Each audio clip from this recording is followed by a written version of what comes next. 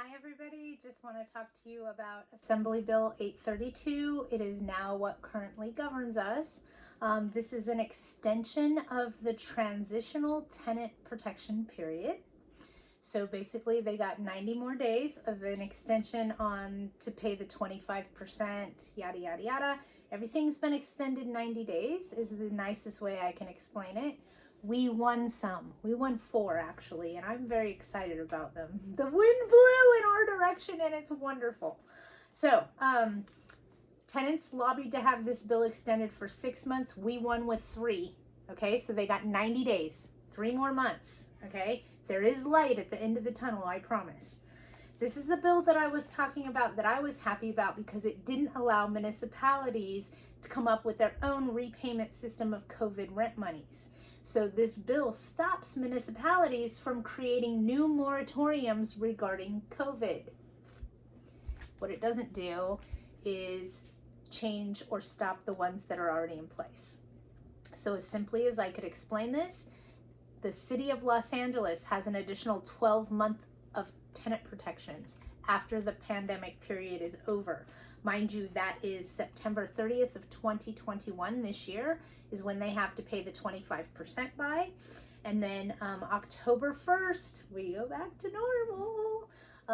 And please hear me out, October 2nd, which is the first day rent would be considered delinquent in the month of October if your rent is due on the 1st, we're back to a 3-day notice to pay rent or quit. 3 days. I'm excited. So glad that we got that back and we're no longer stuck with 15-day notices. Ecstatic about that. So there's 2 things we won. The time to evict for non-payment, like I said, was extended to September 30th. They have to pay the 25%. We still have no late fees, no rent increases, no additional expenses to the tenant during the protected period. LA moratorium stays in place.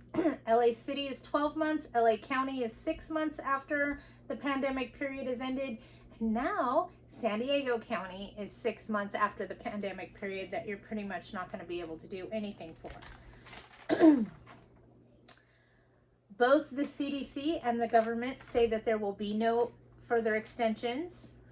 We can believe that for what it's worth. I know I'm asking you to believe our government, but hear me out.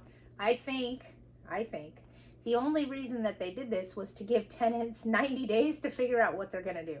Because those of them that were dishonest, we won another one, folks. We get to call their bluff. So let me talk to you about that really quickly, and please rewatch my Wednesday with Widget from this last week where I go into detail and depth and breadth regarding this new bill.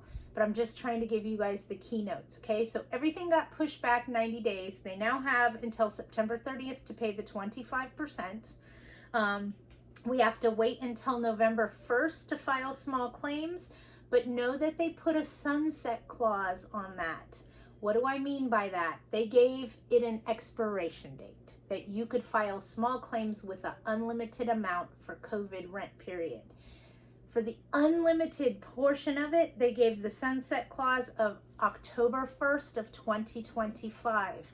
So although we all don't want to run with the masses and file these small claims cases as soon as we can because they're a bit lost in the system, we also need to keep them fresh in our memory because we have, give or take, 3 years before we lose that unlimited amount. So if you don't use it, you're going to lose it. So keep that in mind. I did notice that sunset clause. I didn't notice that before. I'm noticing that now. I want to make sure everybody's aware. So last day that you could file a case is going to be September 30th of 2025 for small claims for the unlimited amount that includes COVID rents. I know it's a mouthful. Sorry. Here's the one that we won that I'm most excited about. They've done a study and they've said that out of all the delinquent tenants in the state of California, it is believed that 49%, so not quite half, but damn close, 49% of those tenants are manipulating and abusing the system and riding the COVID coattails. So check this out. We won one, they heard us, and I love this, okay? effective immediately. If the landlord applies for rent relief, they need to notify the tenant. There's going to be a special form for that. Contact your legal counsel or your apartment association. Informing the tenant that they have 20 days to apply and provide proof to the landlord that they have applied. If they don't, the landlord can evict.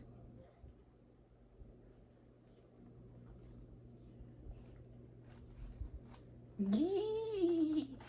So here's my opinion. If you have a tenant that's delinquent right now, go apply for that government money. They're not giving us 80% anymore. They're giving us 100%. So why not? Go apply for that money. As soon as you apply, serve your tenant notice, letting them know they have 20 days to apply. On day 21, call your attorney because you can evict them for failure to comply with this program. And they can be evicted. And I personally would rather evict them for not participating in the government program than for trying to catch them on a COVID declaration, yada, yada, yada. I just think they're not going to have to explain to a judge in a court of law why they didn't want to participate in the governmental program. We're kind of holding them accountable. I like it. So that's my quick update for the wind blew. We do have this new law. Please check it out. It is Assembly Bill 832. And it is an extension, about 90 days, give or take. We won a few in them, folks. So we are not going to have all these different municipalities coming up with rules. They can't do that. Yee. They wanted 6 months. They only got 3. Yee. We can actually evict them for not participating in the governmental program. Yee! I am very ecstatic about that. I think that's going to start the process to eliminate the problem. And maybe it'll discourage people from exercising rights when they shouldn't be because they're doing it to benefit themselves and not actually because there's a need. So thank you for joining my Friday forecast. Everybody have a wonderful 4th of July weekend. Please stay safe and don't blow any fingers off. Bye, guys.